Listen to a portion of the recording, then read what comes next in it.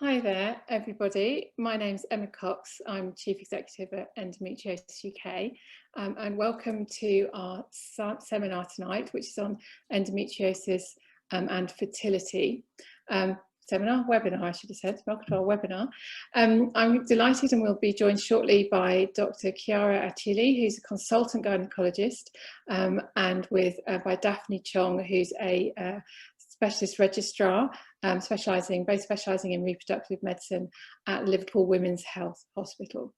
And a big thank you to Daphne and to Chiara, who are going to be joining us today. I'm just going to do a little bit of housekeeping as we wait for a few people to join us.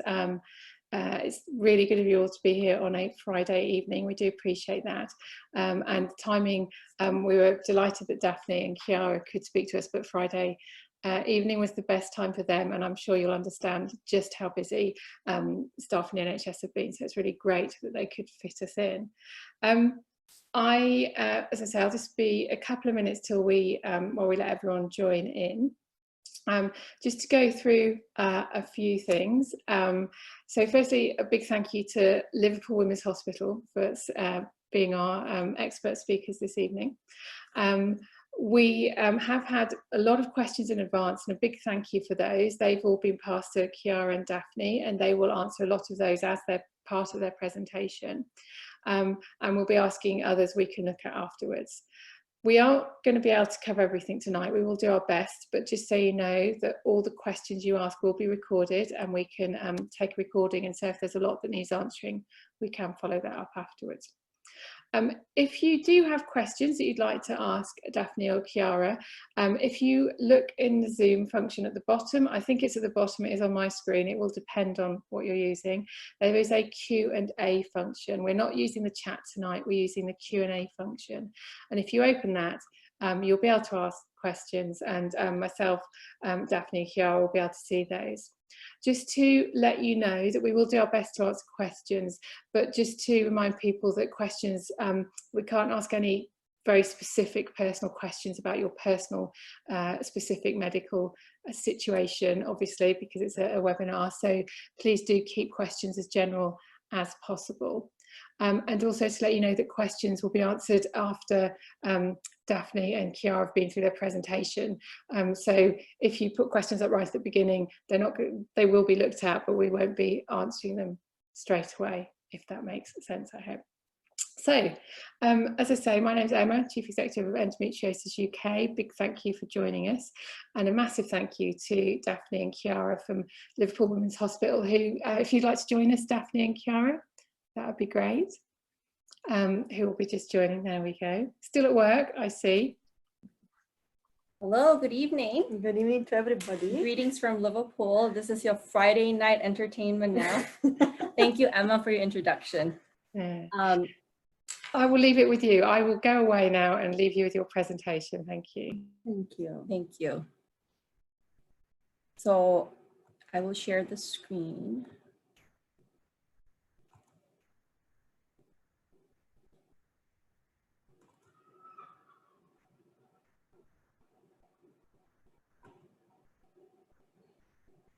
Okay, my name is Daphne. I am a Subspecialist Fellow in Reproductive Medicine. I'm also a senior Obstetrics and Gynaecology Registrar. I'm accompanied here today with Dr. Achilli, who is a consultant gynecologist with special interest in reproductive medicine. Just need to move this box because it's in the way. Okay. So today, we are going to have a very quick overview of these topics, and I think a lot of the things that you want to ask would have already in our pre-screen questions that we received, and we'll try to be as thorough as we can, okay? So we're gonna have a look at an overview of endometriosis, the theories of origin. Most specifically, you would be interested in knowing the effect on fertility, and talk about what are the management options available for you, and debating with regards to the options of not doing anything, surgery, or going straight for IVF. We'll touch a little bit on pregnancy, and we'll focus a little bit longer on the question and answer later on. Oh, sorry, I have to warn you.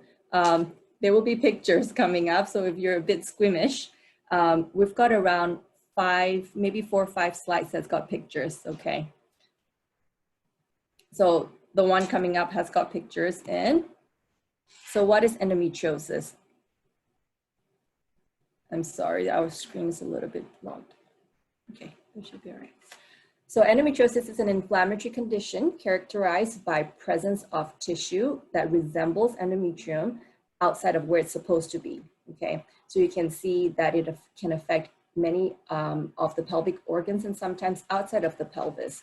And it can look quite different, demonstrated by the pictures on the side. They can be your typical gunpowder spots. You can see adhesions that are white, fibrous, and thick. You can see pseudo-pocketing. Can affect your ovary, and it looks like a chocolate cyst typically. This picture is quite a thorough picture that is typical of what we would see at the time of laparoscopy. You've got the bladder in front, the uterus in the middle, and the bowels at the back. And the uterus will be suspended by some kind of ligament close to the cervix. And endometriosis really typically can be found at anywhere here, okay? Can be on the side walls that looks like gunpowder wound that you can see on the right-hand side, can affect the ovaries, and it can sometimes look like adhesions and scar tissue. And you would know that the extent of variation can be quite different for different people. How common is it? It's about 6 to 10% of women, mainly of reproductive age. What this translates to is around 190 million people worldwide that's affected by this to some extent. We see it more in subgroups of patients, especially the ones that we treat very frequently, which are the patients that have infertility. We all know, unfortunately, that the symptoms of endometriosis does not always relate to how much endometriosis you have, how severe the disease is, and the staging of it. And you will be familiar with a lot of you guys' journey is that the diagnosis of endometriosis is very often delayed, and people have chronic pelvic pain that is undiagnosed and unexplained. Partly, there is many reasons that can explain this, and the limitation to diagnostic tools is one big thing. Imagings are not the most sensitive to diagnose endometriosis. The really main things that we can see on ultrasound scan, which is the most common imaging modality that we use, is endometriomas. So when cysts affect the ovaries. MRI, obviously a little bit more detailed, but again, access to MRI is not readily available, number one. Number two, even if you have had an MRI, it depends on whether or not the radiologist that interpreted your MRI is looking at it with an endometriosis specialist view. There's risk to having diagnostic laparoscopy in the first place. And even if you've had it, it can be depending on, it can be also down to subjectivity of whoever that performs the laparoscopy. And it's not uncommon to hear people having multiple laparoscopies before they have a diagnosis of endometriosis. Then the question is, why do women get in why about 190 million women worldwide have this condition? And unfortunately, the real reason is still out there and unknown. But there are a lot of theories that has proposed why women have it. The most popular theory is that by Sampson's, and it's about retrograde menstruation. So menses backflow through the tube and goes into our pelvis. This theory is the most popular one and dates back to the 1920s. But if this theory was 100% correct, then why don't all of us have it? Because up to 90% of women would have some degree of backflow of menses. Then comes the stem cell origin theory, which is that some cells have the potential of implanting and some don't. This theory is actually still under research right now, and Liverpool is one of the centers that is investigating this. There's the metaplasia theory, where it was thought that cells that are outside of the womb lining, inside of the pelvis, undergo sudden change, okay? Or the theory of lymphatic or blood spread. So that would explain why endometriosis is found outside of the pelvis. Regardless of what the pathogenesis is, what we can agree is that whatever it is complex, and that's why we still don't know. And we also can agree that the main features in endometriosis is that there is a great degree of inflammation and that this is a very estrogen hormone driven condition. But what you're most interested in today is to know how it affects fertility. Unfortunately, we do see that the chances of getting pregnant can be reduced in patients that's diagnosed with endometriosis. It is most likely related to how severe, closely related to the severity of the endometriosis, though, your chances of getting pregnant. And things that contribute towards it could be common things like a distortion of anatomy, which is easy to understand, affecting the function of the tube because of inflammation that is chronic and that increased heightened immunity there. Ovarian reserve can be compromised if the endometriosis comes in the form of an endometrioma, which is a cyst that's occupying a lot of the space in the ovary. There are evidence that egg and embryo quality can be affected, and that's sometimes demonstrated in women that receive donor eggs from donors that don't have endometriosis, and they perform a little bit better. And obvious reasons like the severe pain and the symptoms that's preventing having sex. Oh, gross pictures coming again, 3 coming up. So we talked about anatomy that may affect it, okay? And you can appreciate that is very much varied because of the extent of disease. And that's someone that has superficial endometriosis like this, where you're affected by gunpowder spot, may have a very different fertility outcome and chances compared to somebody like this who has very severe stage 4 endometriosis, where you can see the womb, the uterus in the front there, and it's pulled up along with it, the bowel at the back. The tube on the right-hand side of your screen is very much twisted and swollen, and there's adhesions as well as the back of the womb. And this is an anatomy distorting one, and I guess it's a little bit easier to appreciate that, you know, things would be very much more different for this patient than the one before. This is a slightly different picture where you can see an endometrioma. And endometrioma can be on one side or both sides. It can be small or large, and the prognosis from a fertility point of view from that would be slightly different as well. But the key question that you would all want answering today is, surely if this is anatomy distorting, then surgery must be the answer, right? And if surgery is the answer, then when should we do surgery? And how much surgery should we do? Should we try naturally first before we do surgery? Should we do surgery, then try to get pregnant, or go straight for IVF? How long should we try for? Is there a role for IUI in myself? And should we be considering hormones to downregulate so that the endometriosis doesn't come back to maximize chances?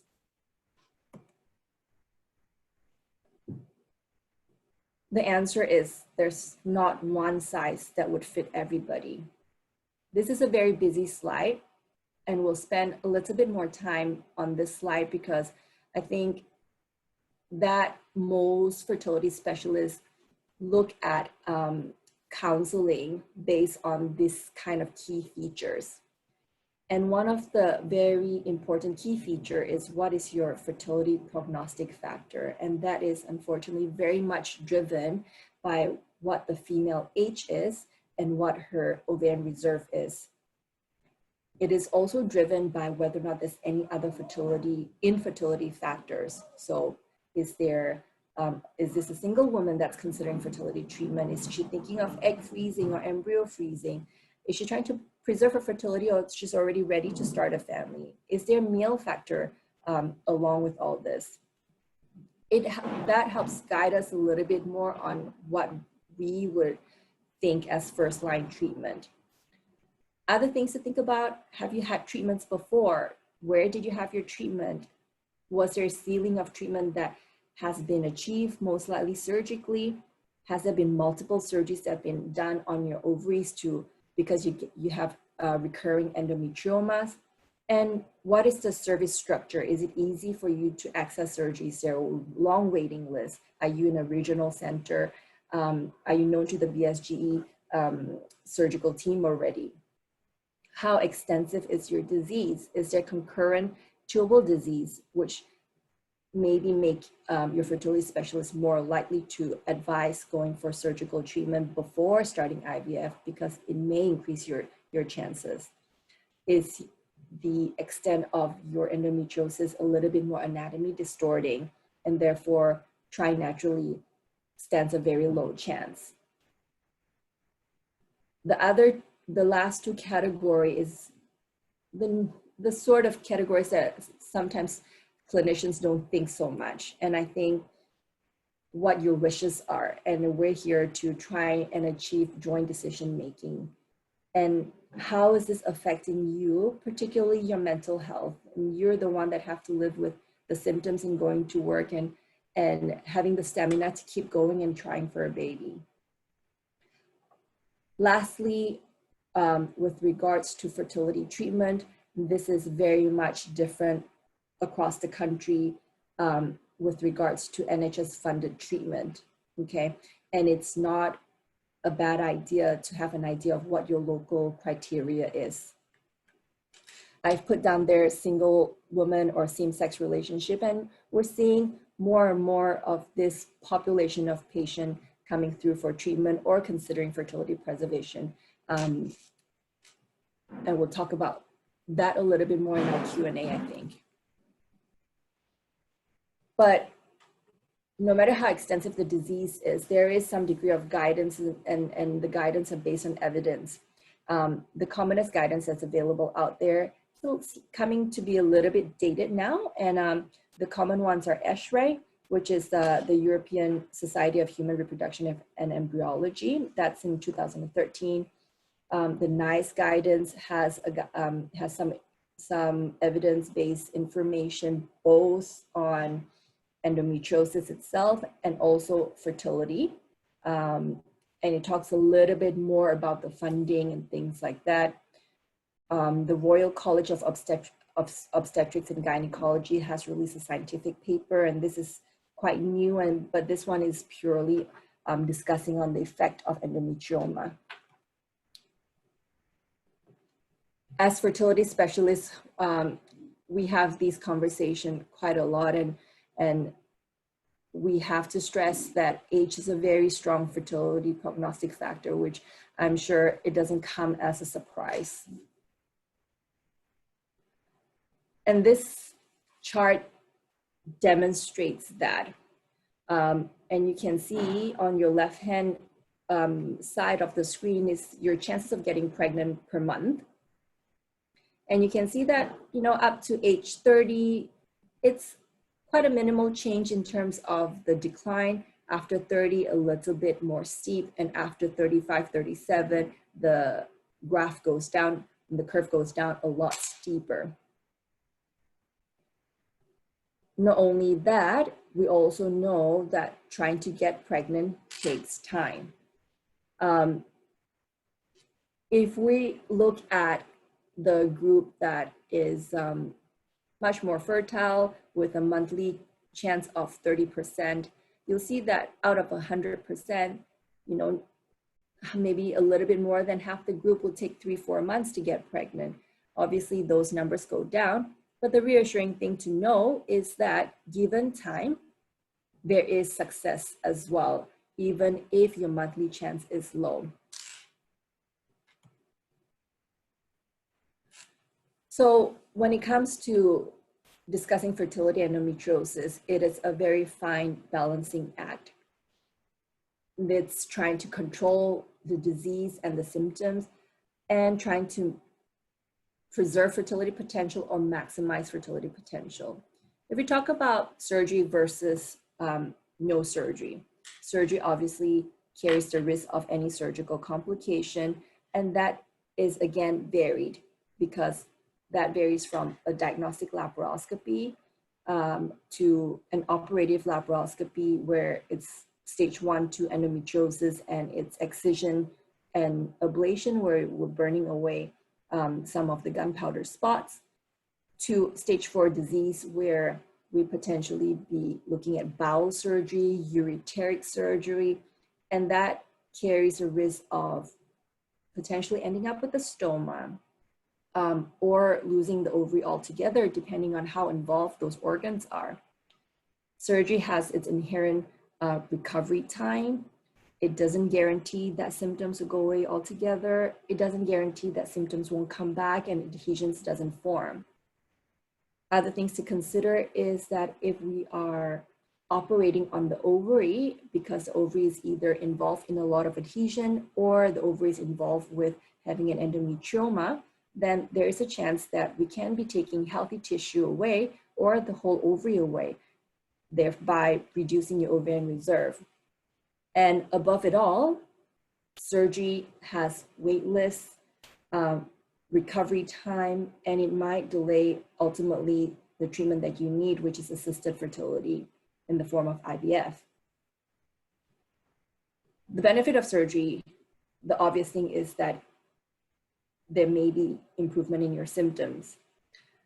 In mild endometriosis, there is evidence to show that it increases chances of getting pregnant spontaneously, and you may not even have to have any assistance in trying to get pregnant.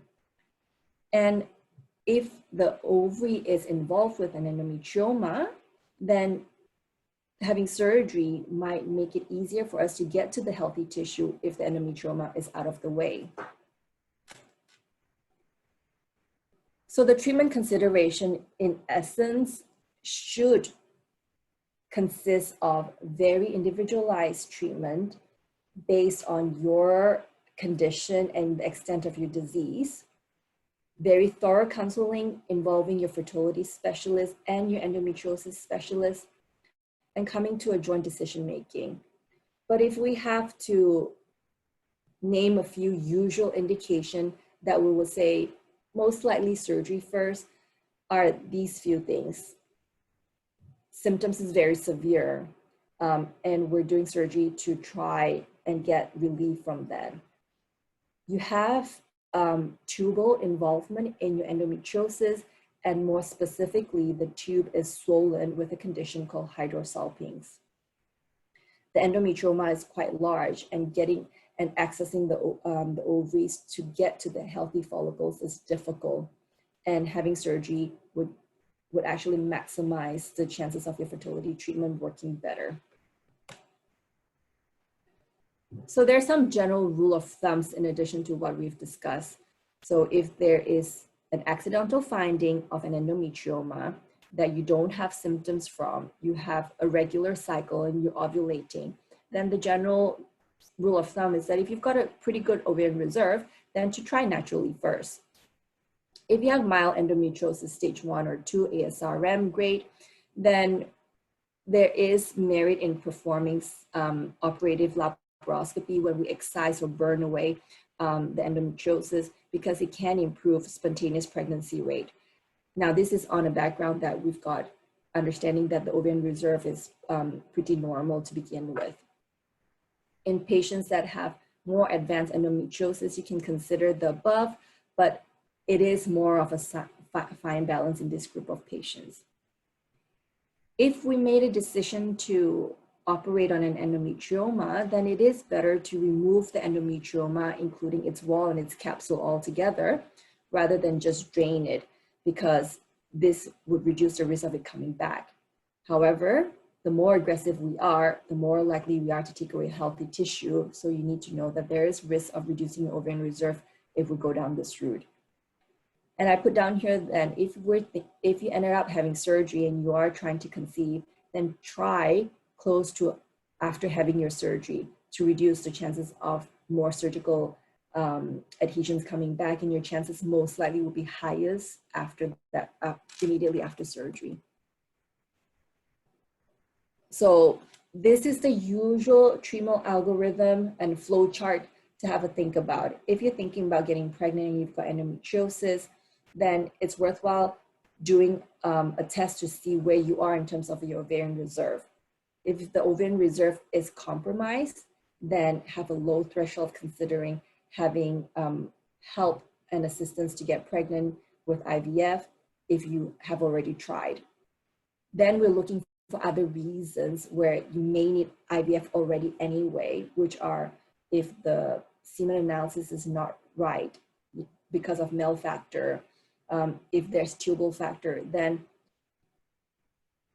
go for IVF as for in first instance.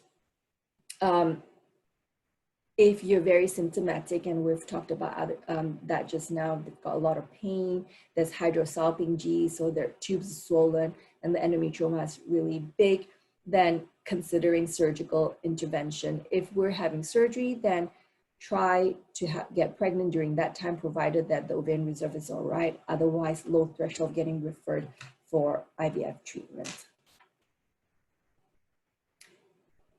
If we got pregnant, then yay, you would find that symptoms do tend to get better after you get pregnant because of the relatively high progesterone level that you carry.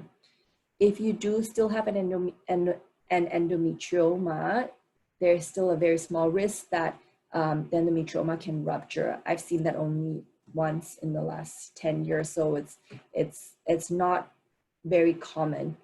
And things to think about is that if hormonal treatment has worked for you before to control your symptom, it can be start pretty much postpartum. So before we go into the Q&A, I just would like to say a thank you for inviting us for this talk, and special thanks to Rebecca from the Mersey support group that did a lot of back and forth to try and organize this. Okay. Hi, thank you, Daphne. That was fantastic. I've learned a lot, so thank you very much for that. We did have a question. Someone didn't quite understand what ovarian reserve was. Could you explain a little bit more about that and how it's determined, please? Okay. Do you want to take that question? Yes. So for ovarian reserve, we mean what are your chances, what are the number of eggs left, let's say. So we have different way to try to measure that. The ones that we most commonly use is a blood test that will include a measurement of AMH, which is the anti-Mullerian hormones, which is again, it can be run independently throughout the cycle, and this will give us an information about more or less what is the amount of eggs left in that particular moment. Again, through blood tests, we can look at the level of FSH, which is another hormone that has to be measured precisely on day 2, 3, or 4 of the menstrual cycle, and again is giving us that kind of information as a feedback. And the third most, I would say, probably most important one for us to judge what are the prediction of the response, especially in IVF, it would be the anthrofollicle count. So it means that the little follicle that sits in the ovary, again, at the beginning of the cycle. So again, should be looked at in the first, I would say, 2, 3, or 4 days of the menstrual cycle, which is again, the higher is the chances that we're gonna get a good number of eggs. Okay, so looking at these factors, at these parameters, we can have an idea about what the ovarian reserve of a woman is, which is give us also an idea about how she will respond to our medication. So it helps us to target the dose of the medication we use in IVF. And for what concerns natural conception, again, it gives us an idea about what are the chances. Thank you. I would like to add also the thing to note is that there are these three most common ways of measuring, in a way, your fertility potential. Two of them are blood tests. One of it is by an ultrasound scan, but the access to your test would be quite different. So, for example, GPs most likely would do an FSH hormone level during your menstruation. Anti-Mullerian hormone normally you would have to pay for. Antral follicle count is done by an ultrasound scan, but not every sonographer, you need to specifically ask for that when a scan practitioner does the scan to count the follicles. So although these tests are available, the access to it may be a bit different depending on where you are. Thank you. That's great. It's really helpful. I'm just reading through the questions. A lot of people had questions about whether they could get that on the NHS, and I think so for example, in the Liverpool area, anti-Mullerian hormone we do them in-house in this hospital, so it would be free of charge. But go an hour out to the Cheshire area, they most likely would, the service is set up slightly differently, and they may charge you for that blood test. Okay. Thank you for that one. Unfortunately, we do see a lot of variation across the country, and certainly if you're in Scotland, Wales, or Northern Ireland, it will also be different and different in each authority. So do check out locally; they will let you know. We had a question around age. So, given that age is naturally a fertility, has an impact on fertility. If it's combined with endometriosis, does endometriosis have more of an impact? So is age something to consider more if you've got endometriosis? What we know is that endometriosis itself reduces your fertility anyway. The difficulty to answer that specific question is because the extent to endometriosis is quite different for different people. But age, from a fertility point of view, is a little bit more unified across. So that's more predictive. Whereas endometriosis, it depends on the severity. Okay, no, that's great. Thank you. I would like to, obviously, if we know that we have endometriosis, then we know that this can have an impact on our fertility regardless our age. So it could be a good reason to seek, for example, for fertility advice earlier than what we would do if we don't know that we have such problem, for example. Yeah. That's great. Now, I'm just throwing this one in. We have had a question about, does adenomyosis, if you've got endometriosis and adenomyosis, does that have an effect on fertility as well that's different from what you've covered? Okay. So to start with, let's just a brief definition of what adenomyosis is, because I'm sure that everybody is happy with the definition of endometriosis. So adenomyosis, I like to say that is the causing of the endometriosis, if we want. So while for endometriosis we mean the endometrium, the line that cover the internal part of the uterus, can grow outside of the uterus. So for example, in the ovaries, in the pelvis, or even long distance, for example, on the diaphragm, on the lungs. Adenomyosis is when the endometrial cells grows and invade the thickness of the wall of the uterus. So both of them can have an impact on our fertility, yes. As Daphne said during the presentation, we know that endometriosis can affect fertility at different levels. So starting with distorting the anatomy, function of the tube, egg quality, embryo quality, is an inflammation process that can make our uterus a little bit an hostile environment for the embryo.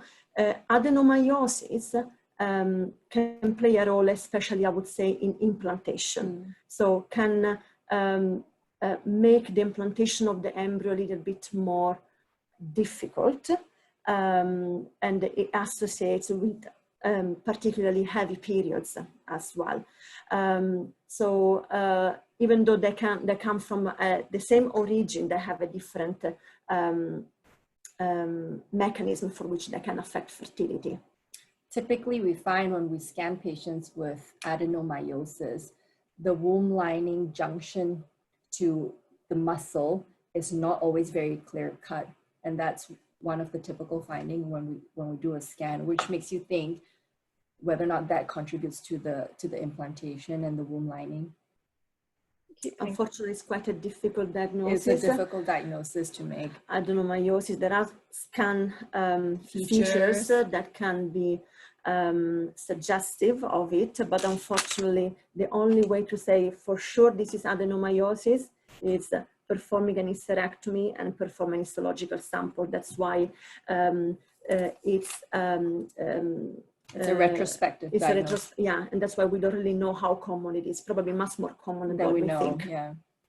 Yes, yeah, that is an issue for researchers, I know. So, yeah, one to work on. Cassia would like to know, is it, because we've been talking about some of the issues, but is it possible to get pregnant even if you have endometriosis? And what are the statistics on that? So it does impact the fertility, but do you want to talk about that a little? It's possible to get pregnant, definitely. It's possible to get pregnant spontaneously as well. Again, it very much comes down to the extent of the disease itself. I think there's argument that people that have stage 1, 2 endometriosis, or the milder form of endometriosis, when they're compared to patients that have either no endometriosis. So there's this big Canadian study, and this dates back to, I think, 1997, and it's a very nicely carried out study. And what they looked at is people that have, they did laparoscopy, and they were the one that basically say that we shouldn't be doing diagnostic laparoscopy on all patients that are infertile. And the reason behind that is because a lot of patients that actually have stage 1 to 2 endometriosis do get pregnant spontaneously, and they behave very much like the patients that have just slight delay in getting pregnant with no reasons at all. Okay, so the unexplained group. So the answer to that is that if your endometriosis is mild, consider trying, and if 6-12 months down the line you haven't achieved a pregnancy, that potentially is a role for taking away the endometriosis that's existing there, trying a little bit more, provided your reserve is okay. And you're young. And you're young. If your endometriosis is quite severe, if you have a lot of symptoms, then maybe surgery first. But if you're relatively okay in terms of symptoms, or the reserve is low, then very low threshold going straight for assisted fertility. Does that answer the question? So there is hope. You can get, but there is hope. But also, if you are struggling, to get early help, I think. I think more than anything, it's having fertility awareness, and I think that comes out in one of the Q&A questions as well.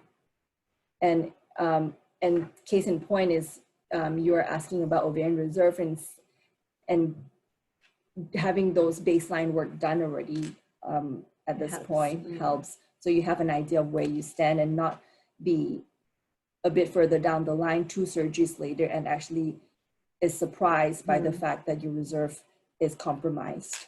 Yeah, that's great. And so some of the questions we've had beforehand as well were around, if someone is trying to get pregnant, is there any advice about how people help them improve their chances? So diet, lifestyle, anything that people can do? So generally speaking, the guidelines clearly demonstrated that if we have a healthy lifestyle, which means a healthy BMI, so in between 19 and 30, if we do have a healthy diet, if we do exercise, if we do not smoke, if we reduce our alcohol intake, all of these things can definitely maximize our chances of getting pregnant.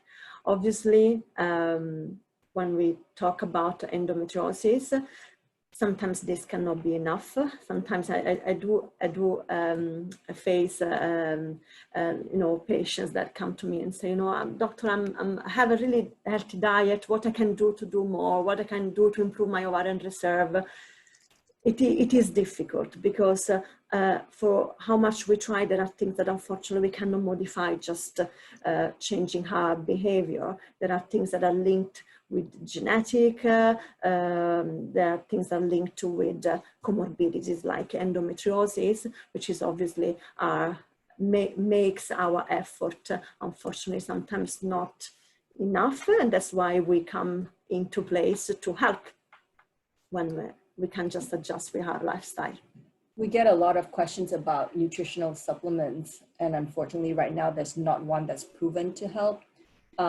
There's occasionally some questions about acupuncture. It's not been proven yet, but the guidance is that if acupuncture does give you some degree of symptom relief, then it should be taken individually rather than as a blanket recommendation to everybody. We need to be clear that there is no evidence that suggests that acupuncture can increase our chances of conception, but we do offer acupuncture here in this hospital, and we receive nice feedback from our patients that actually make their journey a little bit more nice in that sense. But as Daphne say, unfortunately, there is not a magic pill, I'm afraid. And we've had a few questions around fertility preservation.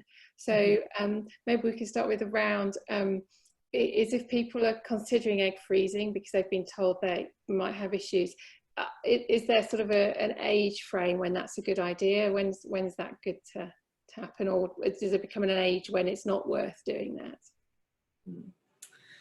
Good question. Yeah. You go. Yeah. Okay. Let's say that we now know finally that egg freezing, so social egg freezing, is a valid treatment to preserve our fertility. It hasn't been like that always. Since we moved to a new technique, particularly the vitrification of the oocyte, this technique now has been proven to work. But all the data we have actually come from studies performed in women younger than 35 years old. And just to give you some numbers so to have some ideas, and these numbers come from Spain because our Spanish colleagues are probably the best one, the ones that have more experience doing egg freezing. So we know that roughly the chance of having a live birth, so a baby from eggs that are frozen, is around 7% per egg.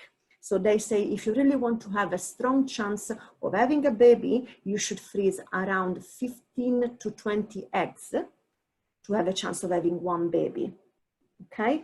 And this data come from women younger than 35. So every time we explore this treatment in women older than 35, we don't really know what the chances are. So starting from these numbers, as Daphne said, we know that the number of eggs and the quality of eggs decline with age. So unfortunately, this number is meant to drop.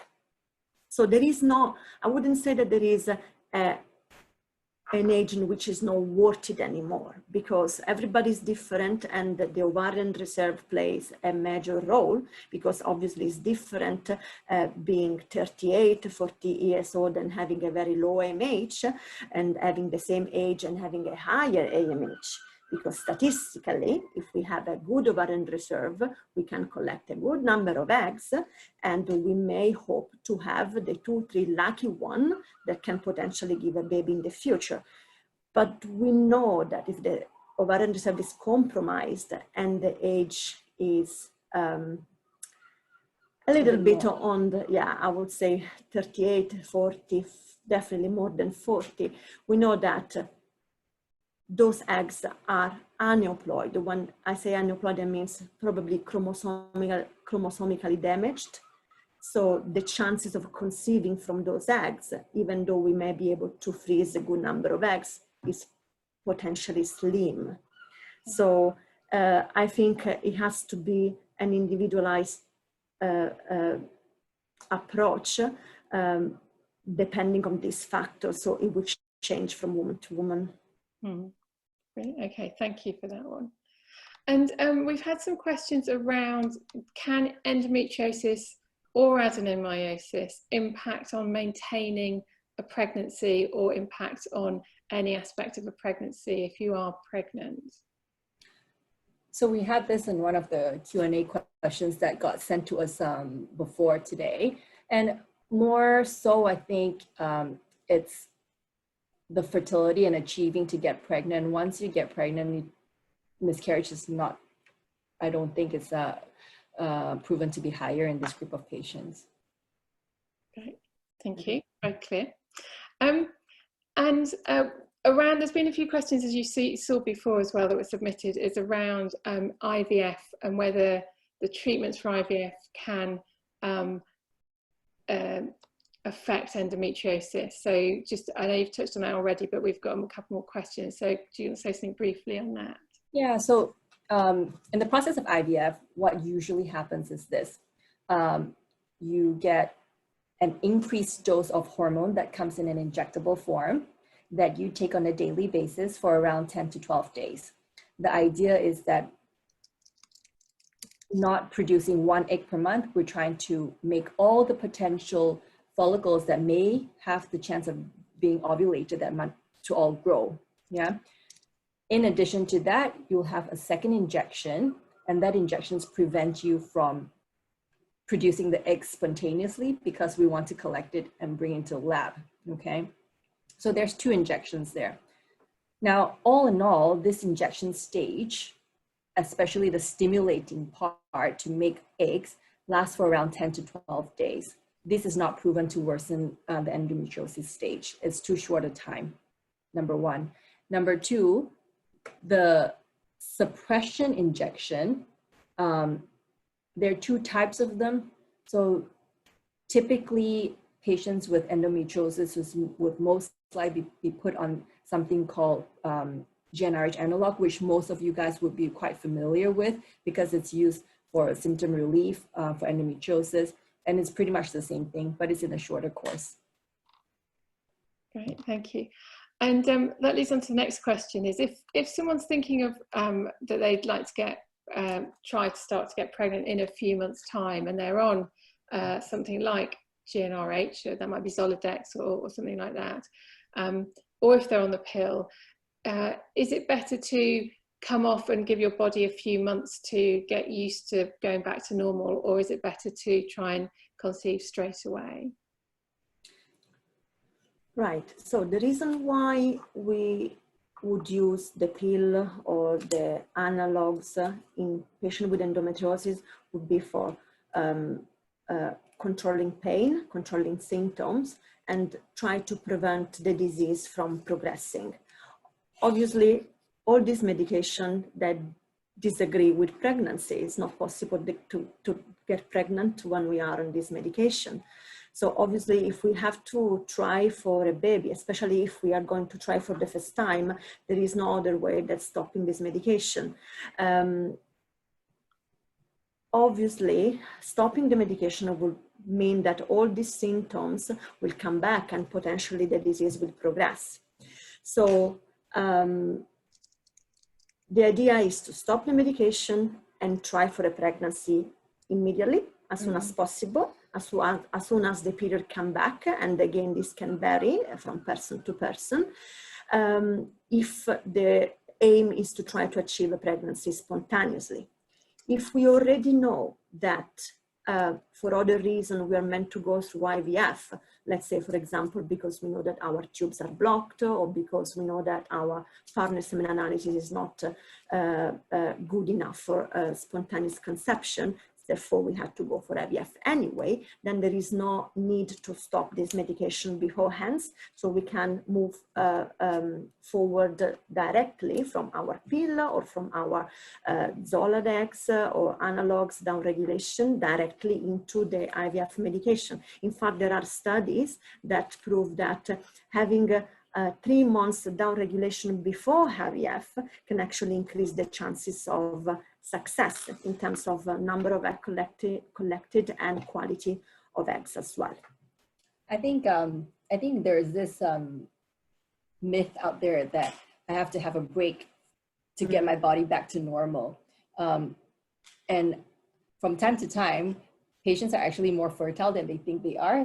While they're having the break, they actually got pregnant. They're like, oh, it's actually not that difficult to get pregnant. So while you're on your break, there's no need for this break.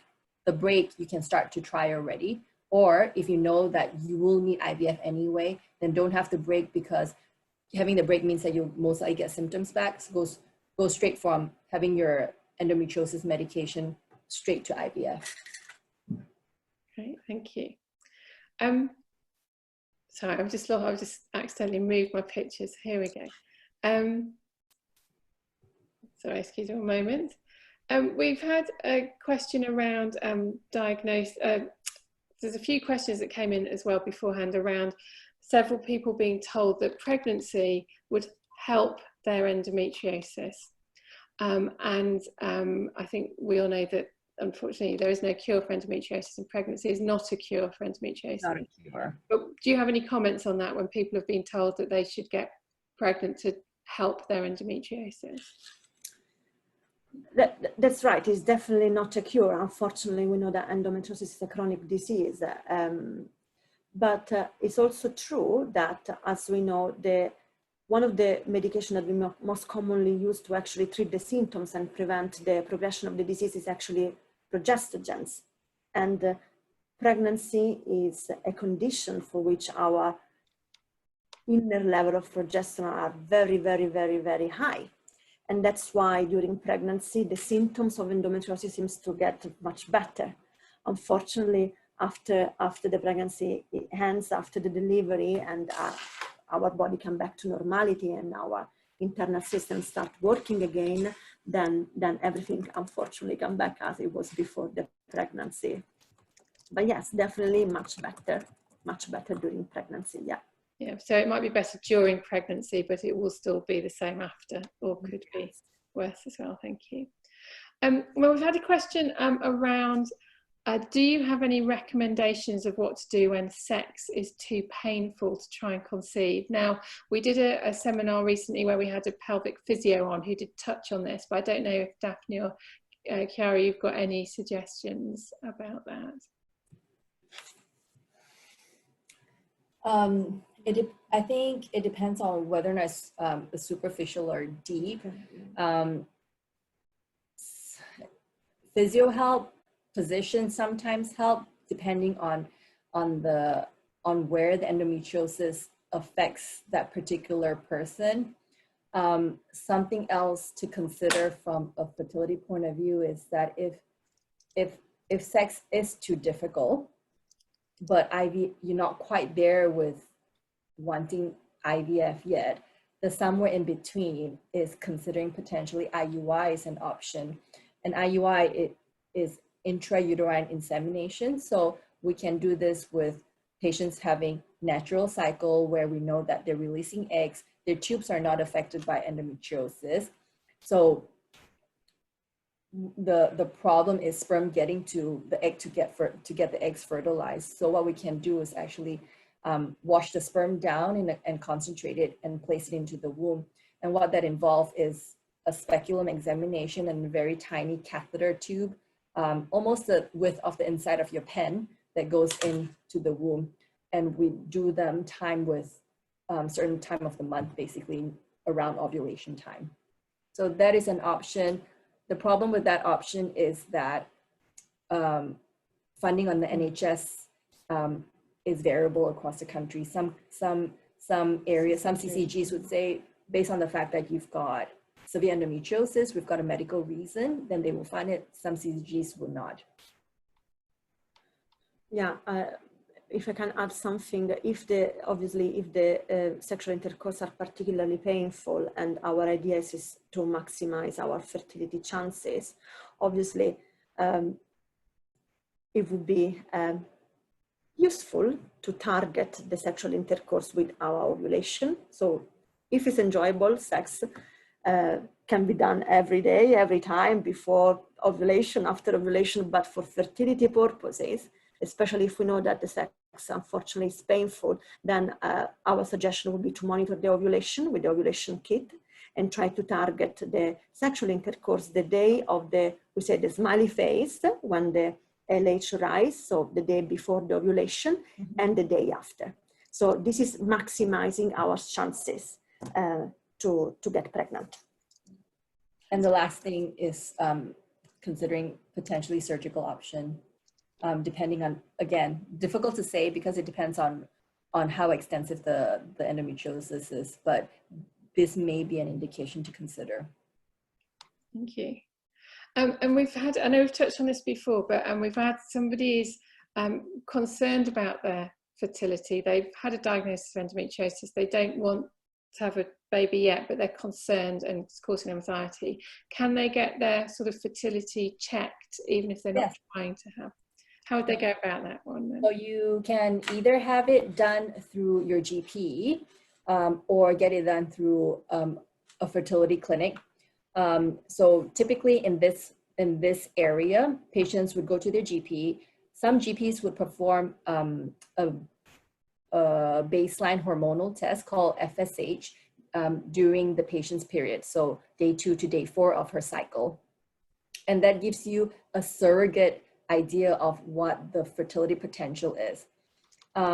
We are quite lucky in this area that we have access to the one-stop clinic. So GP would normally in this area refer directly to the hospital fertility clinic, and we do a one-stop. So the nurses would organize for the patient to have a baseline ultrasound scan, do the anti-Mullerian hormone, AMH, and then do a history with the patient and her partner, or the patient alone if she's single.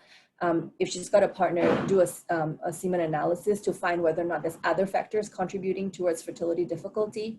And then they get a follow-up clinic with the doctor to sum up all their tests, and then they have a counsel of the fertility potentials. But GPs can do your baseline hormone test during your period.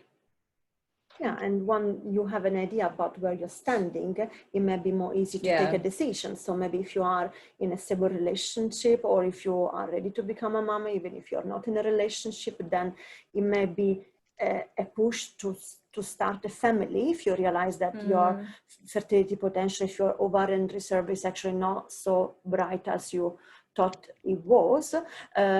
If you're not ready yet, then you may consider fertility preservation in form of egg freezing, or if you are in a relationship, in the form of embryo freezing. So yeah, definitely. So I'm afraid this has been great. We've only got a few minutes left, but we've had another couple of questions around, and I know you've covered this, so maybe summarize again, does surgery to remove an endometrioma affect the ovarian reserve, or can it affect the ovarian reserve? It can affect the ovarian reserve. And the reason behind that is endometriomas is normally inside of the ovary itself. So to remove it, you would normally, to remove it and to reduce the risk of it coming back, you would want to take the whole shell of the endometrioma out. And in doing that, you may encounter blood vessels on the bed of where the endometrioma used to live, which means that you have to apply electricity to coagulate, so to stop the bleeding. So that can burn into healthy tissue, or that as part of removing the shell, you may take away healthy tissue as well. So it can affect your ovarian reserve. Especially if it's more than one surgery, because we know that unfortunately patients may require more than one surgery. So the more extensive the surgery, the higher is the number of surgery, and the higher is the risk to affect the fertility. That's why we always suggest to run an ovarian reserve test before going for surgery, and potentially freeze eggs before going for surgery if we know that that can actually affect the potential fertility in the future. And also choosing your surgeon is the other thing. So, you know, having a surgeon that has an idea with regards to fertility as well. So the likes of me and Chiara, we do laparoscopic excision of endometrioma, and we may do it slightly differently than another gynecologist, because we have this at the back of our head. a little bit more. It's being a bit more fertility aware again. Yes. True. Okay, thank you. We've had quite a few questions about accessing egg freezing, and just to say it is something you would have to check out locally about whether you were available locally. Unfortunately, there isn't a rule for the whole country. It does vary locally. Oh, it's funded by CCGs, if it is, and therefore because of that, CCG's funding criteria varies depending on which CCG it is. And it varies across the nations as well, so it's CCGs in England and health boards in other places. I am aware that we've got a lot of questions, but I'm afraid we have run out of time for the evening. I'm sorry that we haven't been able to answer everybody's. We will, as I say, keep a copy of those, and we will look to see what other things that people want covered. If you did want any other issues covered in webinars, do let us know, and we can certainly put those on. But I would like to just say a really massive thank you to Daphne and Chiara for coming and speaking to us tonight. I know you've had a very busy week, so a really big thank you for a very informative talk. Thank you for having us. Thank you. It's a pleasure. We have been recording the session, and it will be available at some point in the near future on our website, and the slides are on there as well. So just to say a really big thank you to all of you who joined us on a Friday night and a very hot day as well. And again, a big thank you to Daphne and Chiara at the Liverpool Women's Hospital. Thank you very much, and good night, everybody. Okay, Thank you. Bye.